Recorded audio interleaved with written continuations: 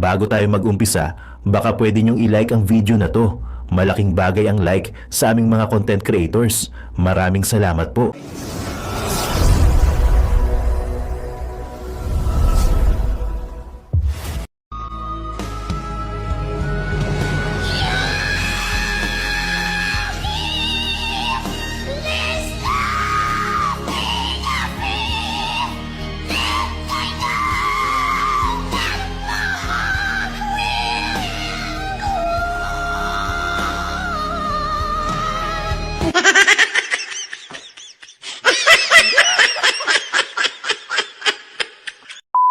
Minsan na po natin nakita, mismo ang ibang mga guro ay lumalabag sa ganitong klase ng moralidad.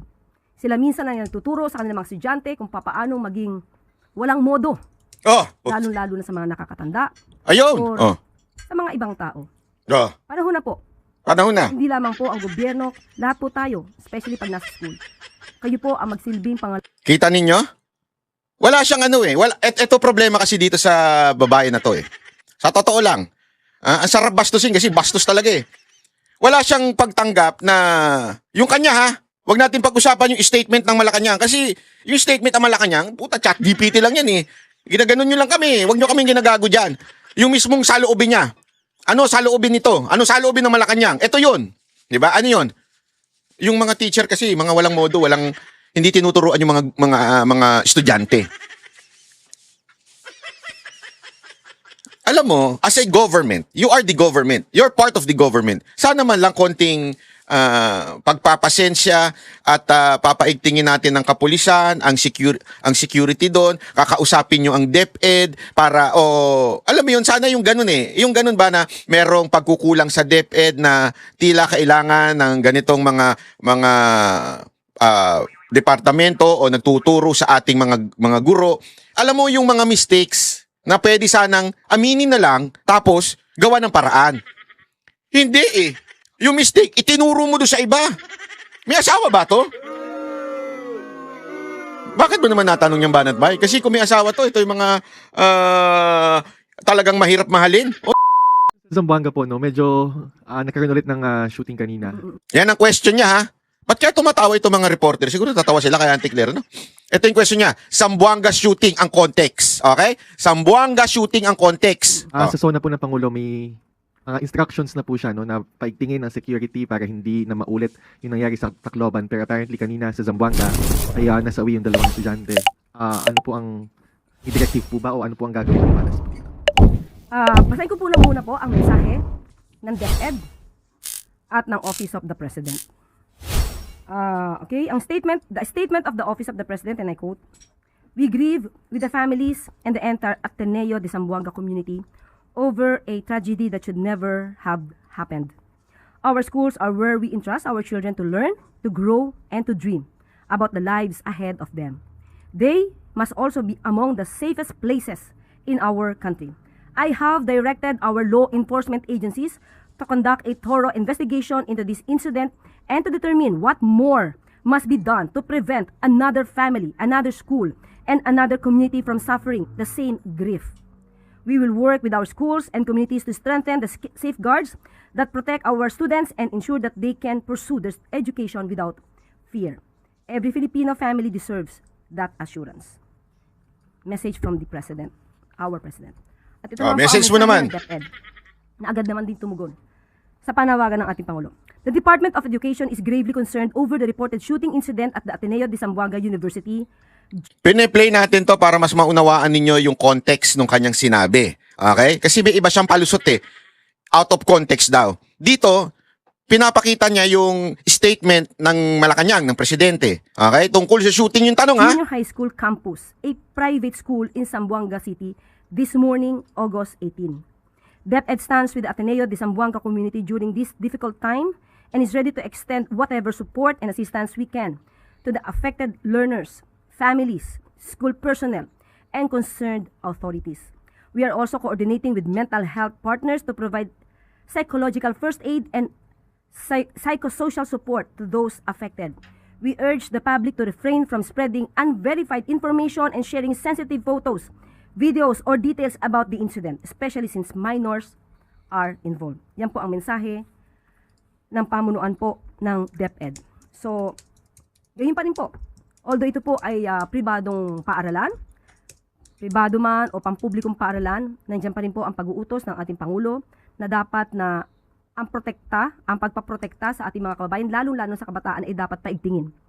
At ang isa sa mga nakikita rin ditong solusyon ay dapat na ang mga kabataan natin ay naggagabayan, hindi lamang ng kanilang mga magulang, kung hindi sa kanila mismong paaralan. Minsan na po natin nakita, mismo ang ibang mga guro ay lumalabag sa ganitong klase ng moralidad. Sila minsan ay nagtuturo sa kanilang mga estudyante kung papaanong maging walang modo, lalong-lalo na sa mga nakakatanda or sa mga ibang tao. Panahon na po, hindi lamang po ang gobyerno, lahat po tayo. Kita ninyo yung context, di ba? Napakalinaw, mga kababayan. Ano ang context? Pagkatapos niyang basahin yung statement ng Malacanang ng presidente regarding the shooting, siya naman po nagbigay ng kanyang lintik na opinion. Ulitin natin na baka sabihin niyo binobola ko kayo. Oh. Kabataan natin ay naggagabayan. Pamunuan po ng DepEd. So, Yan. So, yan yung statement. Ano kasunod niya? ganyan pa rin po.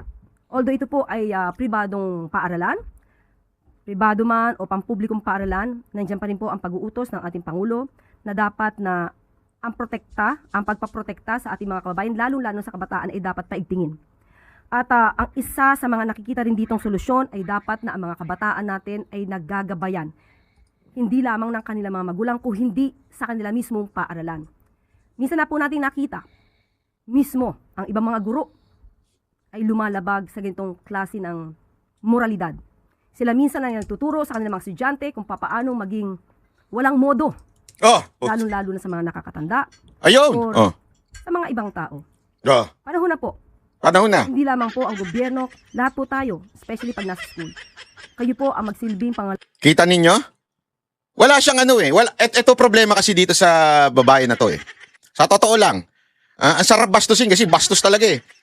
Wala siyang pagtanggap na yung kanya ha. Huwag natin pag-usapan yung statement ng Malacanang kasi yung statement ng Malacanang, puta, chat GPT lang yan eh.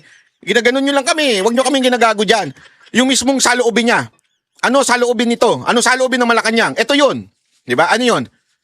Yung mga teacher kasi, mga walang modo, hindi tinuturuan yung mga estudyante. Alam mo, as a government, you are the government. You're part of the government. Sana man lang konting pagpapasensya at papaigtingin natin ng kapulisan, ang security doon, kakausapin nyo ang DepEd para, alam mo yun, sana yung ganun eh. Yung ganun ba na merong pagkukulang sa DepEd na tila kailangan ng ganitong mga departamento o nagtuturo sa ating mga guro. Alam mo yung mga mistakes na pwede sanang aminin na lang tapos gawa ng paraan. Hindi eh. Yung mistake, itinuro mo doon sa iba. May asawa ba to? Bakit mo naman natanong yung banat bay? Kasi kung may asawa to, ito yung mga talagang mahirap mahalin. O yung lagi na lang sila tama. Yung sino sa inyo may... sige na, umamin na kayo. Sino sa inyo dyan ang ganitong asawa? Hindi marunong umamin yung asawa ninyo ng sorry. Lagi na lang silang tama. Meron nga biro dyan alam nyo, sabi nila sa mga lalaki. Make sure, sabi ng mga payo ng mga matatanda sa mga anak nilang lalaki. Make sure you choose the right person. Sabi naman nung after a while, after 10 years, Dad, I choose the right person. Sabi niya, oh, how can you say that you choose the right person? Because she is always right. Di ba? Parang ganito si Auntie Claire eh. Mantakin mo, para bagang walang mali ang gobyerno. Ang dami nga nagagalit doon sa post ko din eh. Sabi, bakit mo naman sinisisi si Marcos o ang presidente dito sa Ateneo? Private ito. Gago pala kayo eh. Sa totoo lang, ang DepEd, hindi naman nasakop lang yung public eh. Pati naman ang private, sakop niyan. At the same time, kung saan nakalugar yan, sakop pa rin ng kapulisan yan. Kasako pa rin ng barangay yan. At yung barangay nasa ilalim ng LGU. At yung LGU nasa ilalim ng DILG. So wag kayong magpalusot at sasabihin niyo walang kinalaman ng presidente dito. Gago. Kung ang presidente kinakatakutan, walang mga ganito. Yan ang, subukan ninyo noon, panahon ni Pangulong Duterte, ganyan. Di ba? Baka pati yung tatay, wala na. Sa totoo lang. Alam mo kasi, ang tao kasi, hindi yan, dalawa lang ang inaano niyan, ang laging dahilan kung bakit susunod yan. Bakit? Because nakikita nila may care, at the same time, may takot. Hindi pwedeng puro care, hindi rin pwedeng puro takot lang. Dapat kombinasyon yan. Tapang at malasakit. Yan ang meron si PRRD dun eh. Di ba? May tapang siya, pag talagang galit siya, galit siya. Kahit mga kaibigan niya, basta gumawa ka ng katarantaduhan, you're out. Ganun eh. At kahit sa mga kriminal nun, pag gumawa ka ng katarantaduhan, yari ka. Hindi ko na sasabihin kung paano ka nayari. Diba? O ngayon, sama-sama tayo sa langit. Sama-sama tayo mataas. Kaya walang takot eh. Diba? O ayan. Alam mo, yung mga, kasi ngayon, tinuturo nila yung mga website na ganito, ganyan. Matagal na yan. Alam mo, kolehiyo pa lang ako meron na yung website na yan. Alam ko yan. Alam ko yung mga, basta hindi ko na lang iaano kasi I truly hate that yung mga ganyan klaseng website. May mga ganyan talagang website, huwag nyo ituro doon lang sa website na yun. Ang tarantado dito, DICT. Bakit hindi nyo ma-implement ang ban? Alam mo, ito yung bagay na sa tingin ko isa sa dahilan kung bakit ang bilis umangat ng China ng todo-todo. Alam mo doon sa China, kahit anong gawin mong VPN, kahit anong gawin mong eSIM, ang hirap talaga makakonek doon sa mga website na hindi nila inaalaw. Oo, makakakonek ka in certain hours, one day, pero madidetect ka agad yung ginagamit mong VPN at ilang mawawala na kagad, hindi ka na makakagamit. I don't know how they do it. Pero sabi ko nga, di ba, I like China, yung lugar hindi yung pamahalaan, I mean yung lugar. Gusto ko yung lugar nila, pero napakahirap talaga. Parang ayoko nang bumalik. Kasi parang na-out of touch ka sa world eh. Kasi ang bagal ng internet pagdating sa mga social media. Ang bagal. Pero doon ko nga na-realize, too much freedom, talagang it will kill. Too much freedom. Sa atin, lahat gagawin mo eh. Wala namang bawal sa atin eh. Sa totoo lang, yung batas sa atin, suggestion lang yan. Bigyan ko kayo ng halimbawa. Yan lintik na LTO, di ba? Puna ng puna doon sa mga plaka-plakang ganyan. Pero isang araw lang, may artista. Pinalitan niya yung plaka ng kanyang Porsche. Suspension lang. I mean, namimili eh. MMDA, isa pang walang silbi yan. Yan ang pinakawalang silbi sa lahat, MMDA. Lalo na nung pumasok si Tory dyan. Dati kahit papaano, medyo may silbi kayo eh. Nung pumasok si Tory dyan, lalo kayo na walang silbi. Totoo. Alam mo yun, walang ginawa, tapos sisisihin ng ang basura, 'di ba? Yung sasabihin nilang kahigpitan sa NCAP, namimili lang sila na mahihigpitan. Yung mga, alam mo na, yung mga VIP, kuno, diyan, hindi naman nila hinihigpitan. Yung mga sarili nga nilang traffic enforcer, minsan wala pang helmet eh, mga animal eh. Sorry alam mo, ikaw, isa ka pa, si Go, yung yung taga-MMDA na mahilig din mag-video-video ng kanyang mga tauhan. Hindi naman siya mga tauhan niya, pero mahilig sa camera kasi. Nakita niyo yung paano siya mag-react nung kay Governor Singson? 'Di ba? Natakot.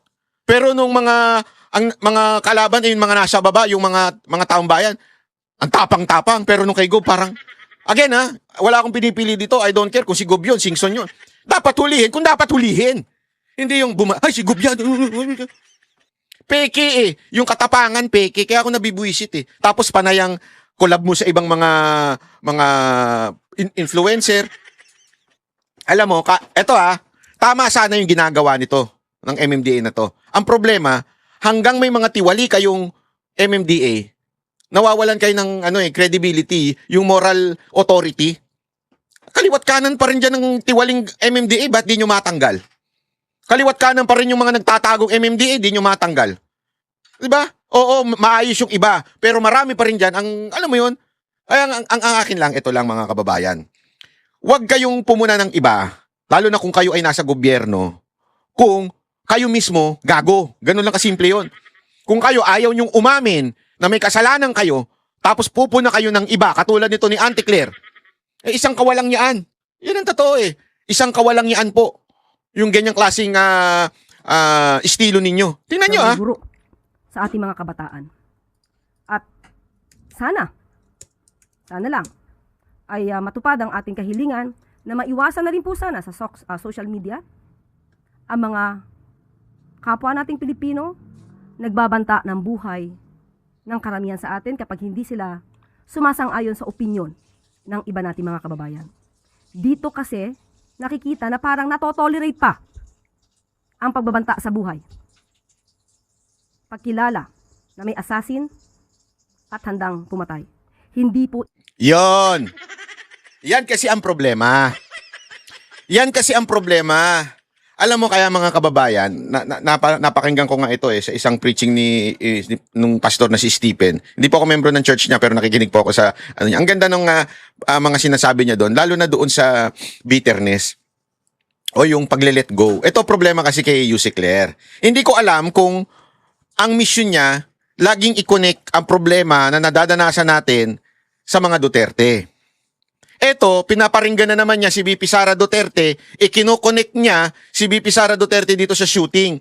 Kasi daw parang ang pinupuntirya niya dito ay merong culture of violence. Yung pinapakalat ni VP Sara Duterte dahil doon sa assassination, dahil doon sa babayaran ka lang ng 5,000, ganyan-ganyan. Hindi niya maintindihan na hindi naman sinabi ni VP Sara Duterte yun para i-promote.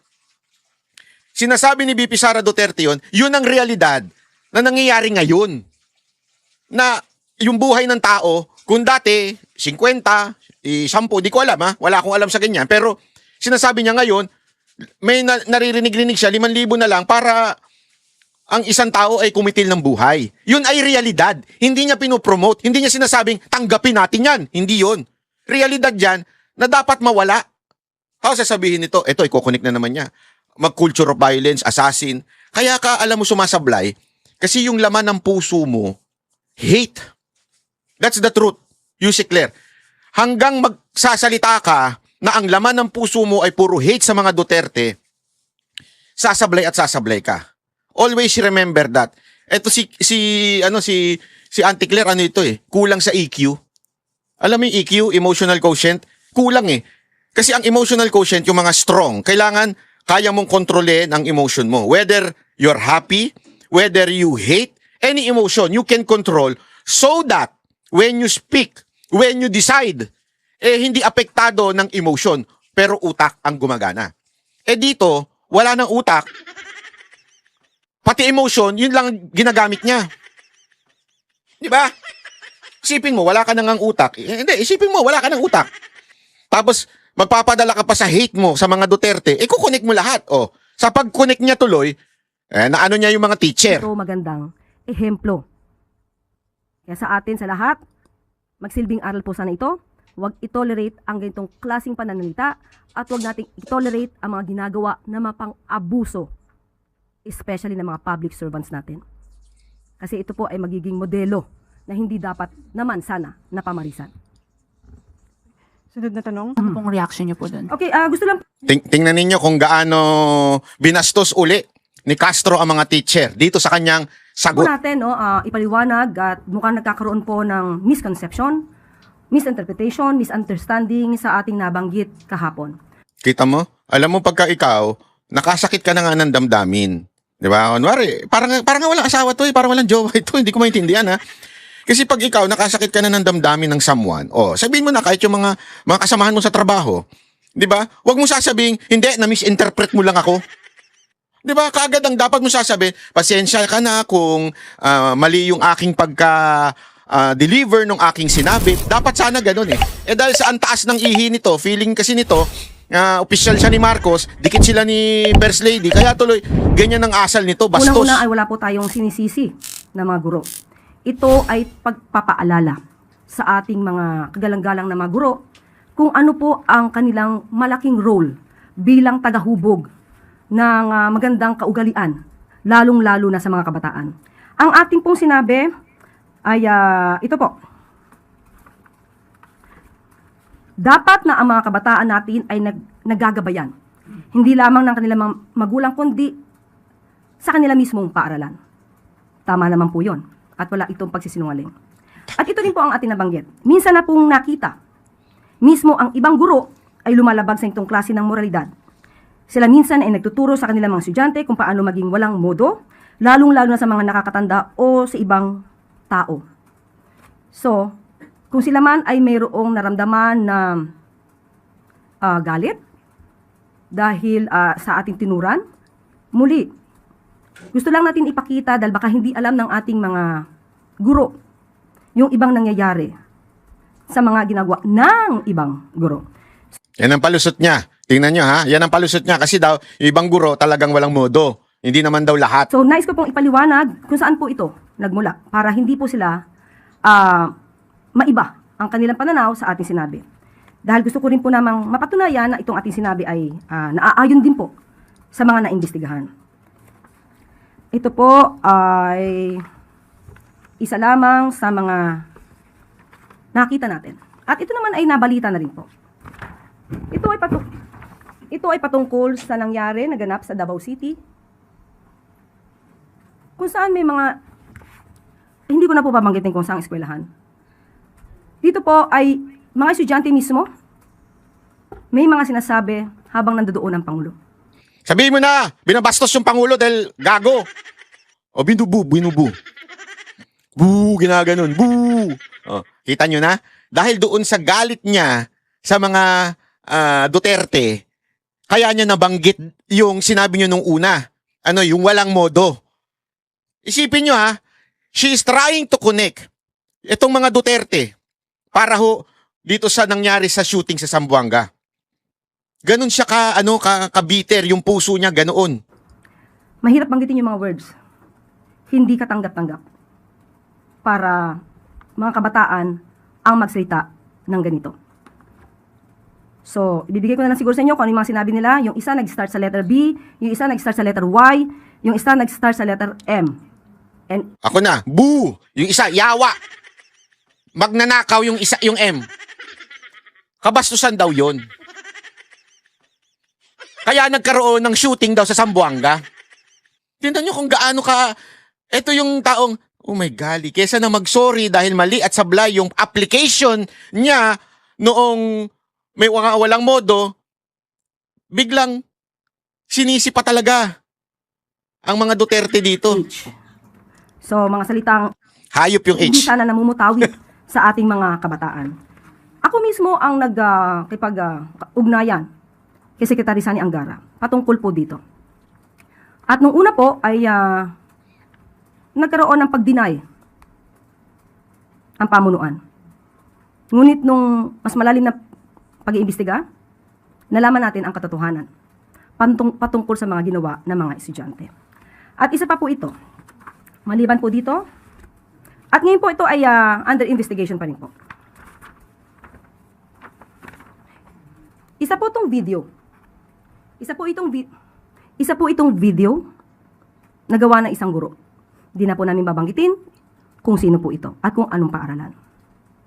Dito po, mismong estudyante niya ang tinuruan niya ng mga salitang mapang-insulto. At ako rin po ang nakipag-ugnayan mismo kay Secretary Sani Angara upang ito ay ma-call out, malaman kung ang video na ito ay verified, kung totoo. At umamin po ang guro na totoo niyang ginawa. At siya po ay nagbigay ng paumanhin. At sa ngayon po, ang kasong ito, meron na pong kaso ng administrative case laban sa nasabing guro. Muli, bilang respeto, hindi na po natin babanggitin ang pangalan po niya. At dahil po dyan, sa pangyaring yan, ay naglabas po ng reminder on responsible use of social media by all DepEd personnel. Ito po ay nilabas noong August 11, 2026. Nakikita nyo? Any attack to the president, kailangan niyang ipagtanggol at i-redirect sa mga Duterte. Ng DepEd mismo. Kung saan sinasabi, this office has received reports of social media posts involving teachers and other school personnel that professionalism expected of DepEd personnel. So may mga lumabag po sa mga tamang kaugalian na nakikita ng kanila mismo mga estudyante. So nauunawaan po natin kung saan po nanggagaling ang ating mga guro, pero wag po nila sanang masamain kung atin lamang nire-remind at pinapaalalahanan na muli na napakalaki po ng inyong role bilang pangalawang magulang sa ating mga kabataan at hindi ko po kailanman hindi bibigyang galang ang mga guro. Dahil ang aking ina, hindi pa po ako pinapanganak, ay isang public school teacher sa Malolos Marcelo H. Del Pilar High School. Hanggang siya ay namayapa, nanatili po siyang guro. So muli, nais lamang po nating ipakita sa mga guro na hindi po kayo lahat, hindi po kayo sinisisi. Ito ay pagpapaalala.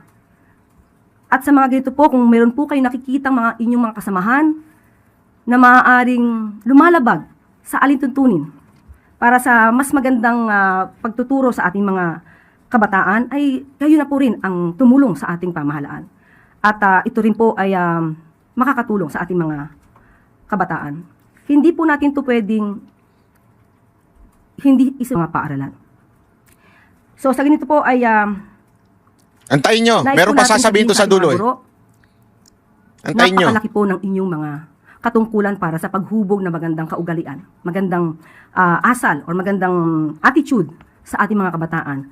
At So talagang hindi niya binabawi yung sinasabi niya. Mas lalo niya pang dinagdagan. sa ACT Teachers Party List, hindi po ito paninisi. Sana ilagay po natin sa tamang konteksto ang aking sinabi. Hindi ito pag-atake sa mga guro. So, simple lamang po, ang ating mga guro, maaari po nating turuan ang ating mga estudyante kung paano magbigay ng tamang pagpapahayag. Kung meron silang sasabihin against the government, karapatan po yan. Pero iba po ang pagtuturo ng freedom of expression at iba rin po ang pagtuturo kung paano ito isasagawa nang walang pang-iinsulto at walang pakita ng maling pag-uugali. So kahit sino po ang ating maging presidente, ito pong aral nito ay dapat na manatili sa atin. So siguro tanungin na lang po natin ang Papalusot ka, ha? ACT Teachers Party List. Sa ganitong naipakita natin na nangyari na mga paglabag ng ibang mga guro, hindi po lahat hindi ko never kung sinabi na lahat. Ano po ba kaya ang nagawa nila para mas maiangat natin ang tamang kaugalian sa ating mga kabataan? Tingnan po natin kung nakondena ba nila itong mga isang teacher, yung ibang mga teachers na nagsagawa ng ganitong pagtuturo ng maling asal sa ating mga estudyante. So muli, ang mga teachers po, iginagalang po natin yan. Malamang ay nagkaroon lamang po ng Misunderstanding. misinterpretation dahil yung nagpalabas ng opinion Pakawalang ay niya mo mali talaga. po agad. Dahil sinabi na sinisisi po natin ang mga guro. Hindi po kailanman natin sisisiyan ng mga guro. Ito ay isang paalala lamang. At pati naman po, ang DepEd ay meron din po silang mensahe patungkol po dito. Gusto lang linawin na hindi ito tungkol sa paninisi sa mga guro. Ang punto ay kilalanin ang napakahalagang papel nila bilang pangalawang magulang ng ating mga learners. Malaki ang papel nila sa paggabay, pagprotekta at paghubog ng values and character ng ating mga anak. Pati na rin ang pagiging mabuting halimbawa sa kanila. So yan po mga guro, kayo po ay itinagalang at binibigyang respeto, lalong-lalo na ng Pangulo at ng administrasyong ito. In that lengthy Ayan. response, you did not Ayan eto pinapakinggan natin yon kasi para malaman ninyo yung konteksto. Kung bakit ko nasabing binastos uli ni Claire Castro itong mga guro. Ito naman yung katanungan ng isang reporter kung nagsorry ba siya o hindi. mention the word apology. So you're not apologizing to the teachers. Regardless if these are members of Alliance of Concerned Teachers or baka meron lang po mga ordinaryong mga guro na nasaktan doon sa sinabi ninyo. Kaya nga po, sabi po natin, kinikilala po natin yung nasaktan nilang damdamin. At gusto kong ipaliwanag kung saan maaaring nanggaling yung sama ng loob nila. Dahil never po ako nanisi ng guro. Maliwanag po yung sinabi natin. Nakakita ninyo? Tinanong siya, so hindi ka nagsasorry? Hindi ka nag-apologize? Yes or no lang naman eh. Ang dami mong palusot. Tingnan mo kung paano pa siya sagutin ha. Kahapon. So sa mga nagdaramdam, ito po ang maliwanag na, ito po ang aking ipinaliwanag sa inyo para po maibsan yung inyong sama ng loob kung meron man po. Kasi dapat ilagay lang po natin sa tamang konteksto yung nangyari. So no apologies, Yusek. Ivan, hindi tayo pwede dito magkaroon ng, sorry for the word. Ayoko magkaroon ng additional na pang-iintriga dito. Dahil, muli, gusto kong linawin, Ayaw mong man sabihin yung word, pero sinabi mo rin, no? O, di ba? Ang dating pa pala nung tanong ni Ivan, pang-iintriga. Di ba? Hindi siya iniintriga. O, tingnan ninyo yung sagutan nila ni Ivan, ha? naiintindihan ko po kung saan nanggagaling yung mga guro. At wala po tayong sinabi na sila ang dapat sisihin.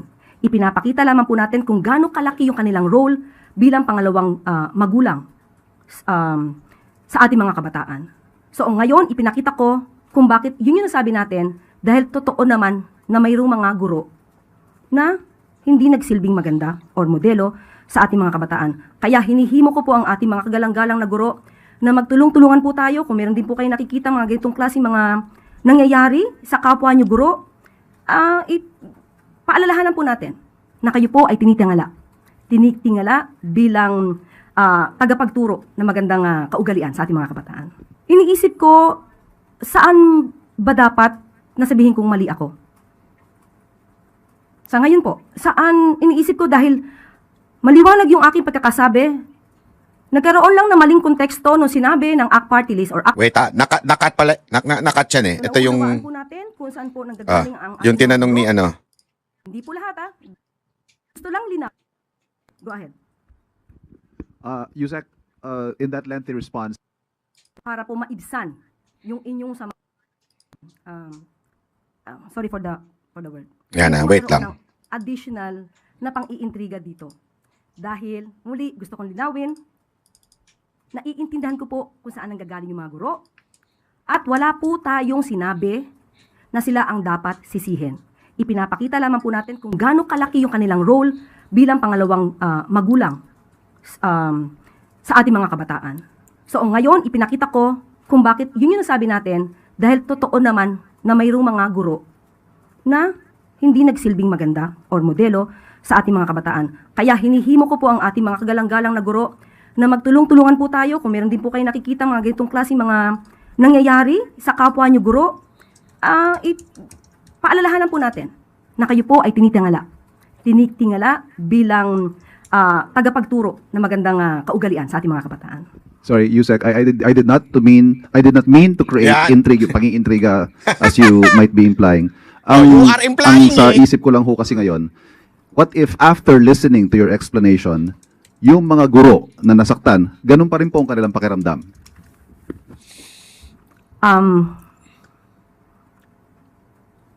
Iniisip ko, saan ba dapat nasabihin kong mali ako? Sa ngayon po, saan iniisip ko dahil maliwanag yung aking pagkakasabi, nagkaroon lang ng maling konteksto nung sinabi ng ACT Party List or ACT Teachers na sinisisi ko ang mga guro. Wala po akong sinabi na sila ang may kasalanan. Kahit ulit-ulitin po nila yung ating sinabi, yan po ay pagpapaalala lamang na sila po ay mga iginagalang na guro na maghuhubog ng tamang kaugalian sa ating mga kabataan. So, siguro po ang dapat na magbigay ng paumanhin ay yung bigay ng maling konteksto. So, kailangan pa pala mag-sorry yung mga teacher. Gunggong ka talaga. Napakagunggong nito. Grabe itong tao na ito. Wala talagang hulog. sa Wala. ating sinabi. Dahil maraming nagsasabi na walang guro na nagturo ng mali. Ipinakita ko po sa inyo ngayon ang mga guro na nagkaroon ng pagkakamali at yan din ang ayaw nating pamarisan pa ng iba pa nating mga kababayan. Ay nako mga kababayan, talagang dito mo makikita kung gaano kabastos itong tao na ito. Pinuna siya. Dahil una sinagot naman niya talaga doon sa tanong o reaksyon ng Malacanang regarding sa shooting sa Zamboanga. So sinabi niya na yung iba mga teacher wala talagang modo. Bastos talaga. Oh.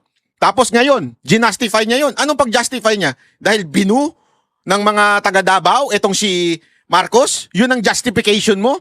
At yung teacher na nagturo na the president is BBM o Marcos is ganito? Sabihin na nating not appropriate for a teacher to do that. Okay? Sabihin na natin ganun. But it doesn't have any relationship doon sa shooting sa Ateneo.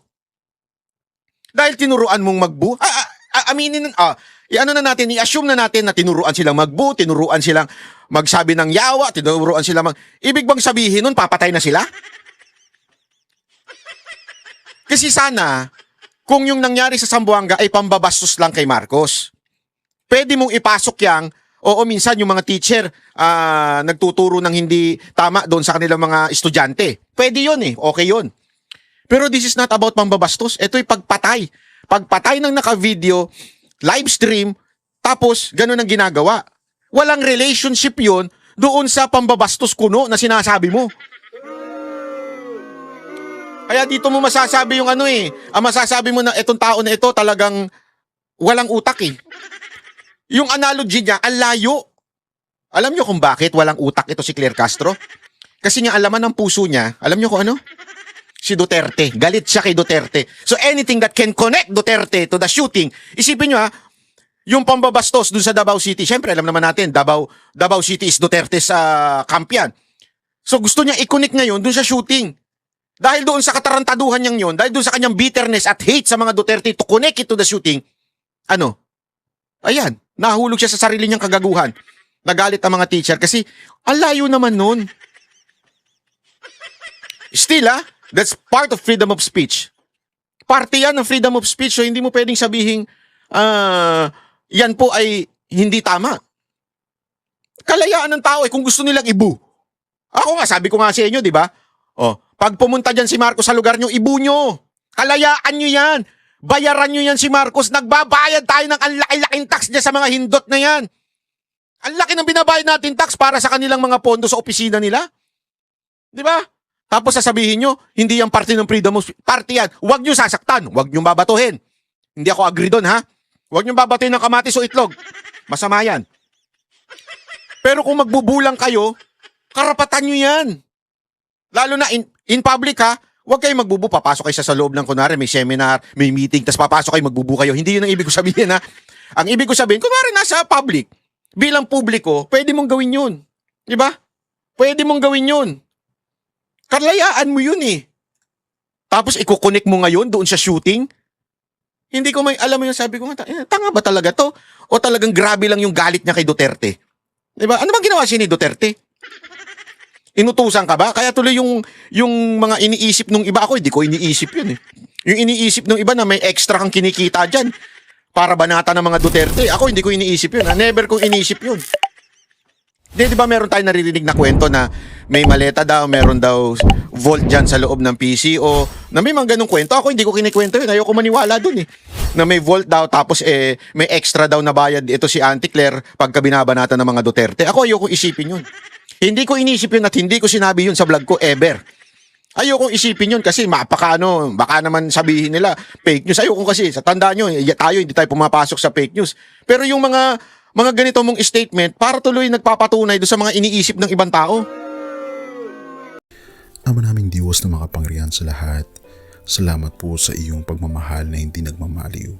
Sa gitna ng kaguluhan sa aming bansa, turuan niyo po kaming magtiwala sa iyong hustisya at hindi sa hustisya ng tao.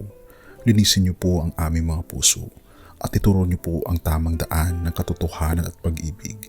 Tulungan niyo po kaming maging ilaw sa gitna ng dilim at ipakita sa mundo na may pag-asa pa sa pangalan ng aming Panginoon Hesus.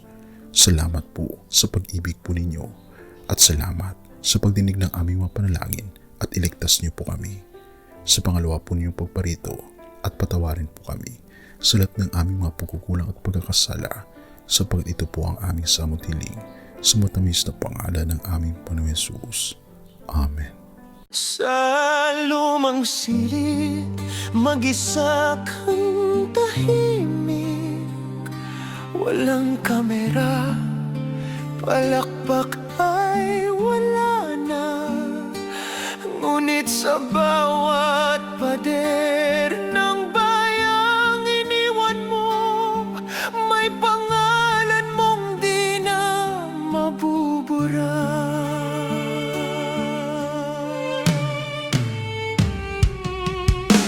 Minsan kang naging balikat ng mahihina, kalaban ng takot, kakampi ng masa. Di mo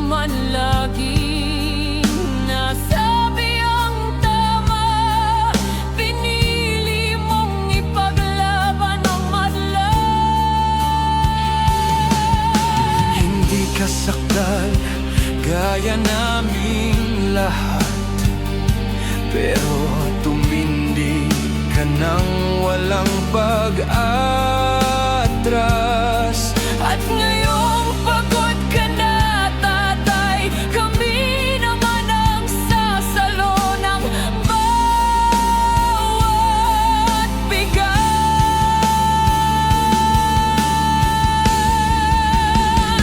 Hanggang sa dulo, ikaw ay mahal, kahit papagod na ang iyong katawan. Tatay, salamat sa iyong paglaban. Ngayon, kami naman hanggang sa dulo. Di ka namin iiwan.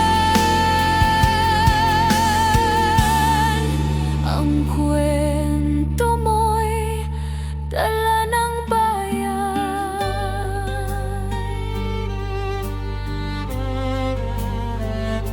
Tahimik ka na sa mga batikos, wala nang tugon, wala nang galit, pero sa mata ng mga maralita, naroon pa rin ang tapat mong alaala. Marami mang di nakaintindi, marami pa rin ang di nakakalimot. At ngayong wala ka ng kapangyarihan, tatay, ang magtatanggol sa'yo ay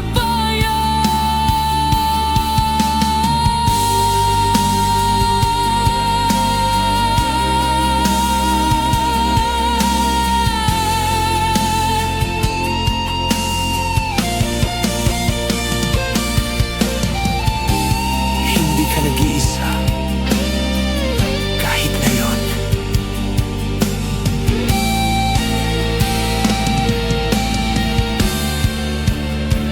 Hanggang sa dulo, tangan ka pa rin sa puso ng batang minsan mong pinagkain. Hanggang sa dulo, di ka nag-iisa. Ang dasal ng bayan ay sa'yo pa rin. Katay, kami naman ang lalaban sa ngalan mo, sa alaala mo. Hanggang sa dulo,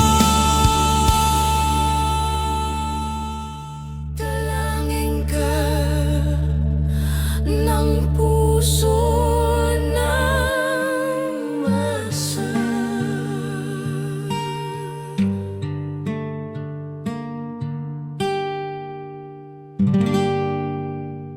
At yun na nga mga kababayan, ano na ang masasabi mo? Kung mayroon kayong hinaing at komento patungkol sa balitang ito, please comment down below. Pag-uusapan natin yan sa comment section. At kung nagustuhan nyo ang video, ay huwag kalimutang mag-like at i-share na din para mas marami pang makaalam at umabot ito sa marami sa ating mga kababayan. Maraming salamat po. Mabuti pa ang sardinas, may label. Eh tayo, wala. Oo nga pala. Nay, ito na yung bayad ko sa isa, ano? O, kunin mo yung isa. Isa muna, iyan, no? Tapos, isa pa, di ba? 4 dapat na sardinas, eh. O, yan. 3 na. Pang-4 na sardinas. Okay na.